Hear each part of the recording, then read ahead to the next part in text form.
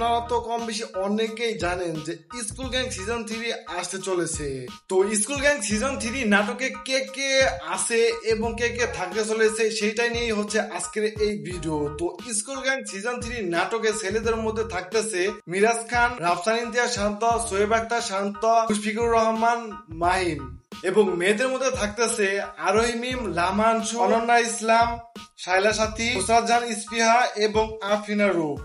যেহেতু নায়ক হিসেবে ছেলে 4 জন পাওয়া গেছে এবং মেয়ে হচ্ছে 6 জন নায়িকা, সেহেতু এখান থেকে বোঝাই যাচ্ছে যে স্কুল গ্যাং সিজন 3 তে হয়তো সাকিব সিদ্দিকী এবং তামিম খন্দকারও থাকবে, কারণ 6 জন নায়িকা এবং 4 জন নায়িকা সেটা কিভাবে হবে।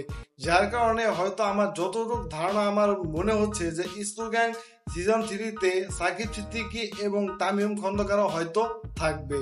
সো এই বিষয় নিয়ে আপনাদেরও কি মতামত অবশ্যই কমেন্ট করে জানিয়ে দিবেন।